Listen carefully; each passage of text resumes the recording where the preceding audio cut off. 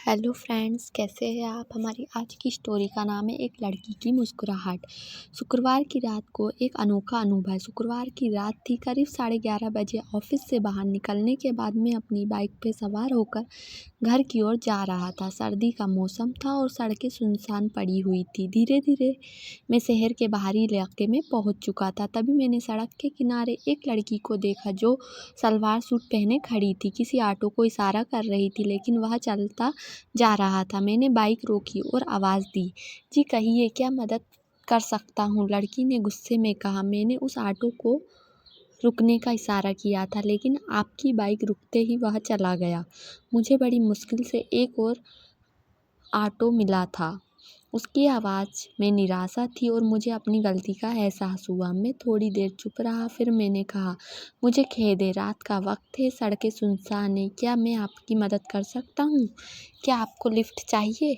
लड़की ने मुंह घुमा लिया और कहा, नहीं धन्यवाद।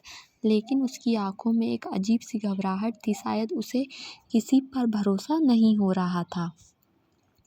मैं समझ गया था कि उसे अकेले छोड़ना ठीक नहीं होगा। मैंने फिर से कहा, रात काफ़ी हो चुकी हो, यह अकेला छोड़ना सही नहीं होगा। क्या आप चाहे तो मैं आपको घर तक छोड़ सकता हूँ। वह फिर से नहीं मानी। उसकी आंखों में संकोच था। शायद वह मुझसे डर रही थी, लेकिन मुझे लगा कि अगर उसे कुछ हो गया तो मैं खुद को कभी माफ़ नहीं कर पाऊँगा। मैंने उसे फिर से कहा, देखिए, आप यहाँ इंतज़ार करें, मैं थोड़ा दूर खड़ा रहता हूँ। अगर कोई परेशानी हो तो मुझे आवाज़ दे दीजिए। समय बीतने के साथ ठंड और बढ़ती जा रही थी, लेकिन कोई ऑटो नहीं आया। मैंने फिर अपनी बाइक से उतरकर उसके पास गया और कहा, क्या आप चाहे तो मैं आपको घर तक छोड़ सकता हूँ। देखिए, यह मेरा आधार कार्ड और ड्राइविंग लाइसेंस है, आप इससे अपने पास रख सकती हो। मैं बस आपकी मदद करना चाहता हूँ। उसने धीरे से मुस्कुराते हुए कहा, ठीक है, लेकिन मैं सिर्फ वहाँ तक जाऊँगी जहाँ मुझे सुरक्षित लगे। और वहाँ मेरी बाइक पर बैठ गई। रास्ते में हम दोनों चुप थे। शायद लड़की को भरोसा नहीं था या फिर पूरी तरह से सुरक्षित महसूस नहीं कर रही थी। लेकिन मेरी सवारी में 40 किलोमीटर का समय बिना किसी शब्द के ही निकल गया। जब हम एक शांत से इलाके में पहुँचे तो उसने कहा, बस यहीं रुक जाइए। वह बाइक से उतरी और बिना एक शब्द कहे दौड़ते हुए गली में गायब हो गई। मैं कुछ देर वहाँ खड़ा रहा और फिर घर की तरफ चल दिया। रात के 3 बज रहे थे। जब मैं घर पहुंचा तो पापा गुस्से में थे और मम्मी बहन जाग रही थी। बिना कुछ कहे अपने कमरे में गया और सोने की कोशिश करने लगा।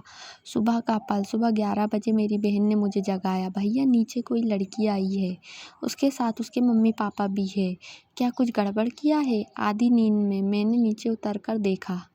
वह लड़की खड़ी थी जिसने मैंने रात में मदद दी थी। लड़की ने मुस्कुराते हुए कहा, भैया आपने मेरी इतनी मदद की, लेकिन मैं धन्यवाद तक नहीं कह पाई। यहाँ रहा आपका आधार कार्ड और पर्स। आप जैसे लोग बहुत कम होते हैं। उसके माता पिता ने मुझे ढेरों आशीर्वाद दिए और मुझे अपने घर आने का निमंत्रण देकर लौट गए। उनके जाते ही पापा ने मुझे गले लगाया और कहा, मुझे गर्व है कि तुम मेरे बेटे हो, लेकिन अगली बार ऐसी बात हमें पहले बता दो ताकि हम चिंता ना करें। मैंने कहा, पापा आपकी चिंता हमेशा मेरी भलाई के लिए होती है। और फिर पापा, मम्मी और बहन ने मुझे फिर से गले लगा लिया। तो फ्रेंड्स, ये तो थी हमारी आज की स्टोरी। अगर आपको अच्छी लगी हो तो प्लीज़ चैनल को लाइक, सब्सक्राइब और शेयर ज़रूर कीजिएगा। Thank you.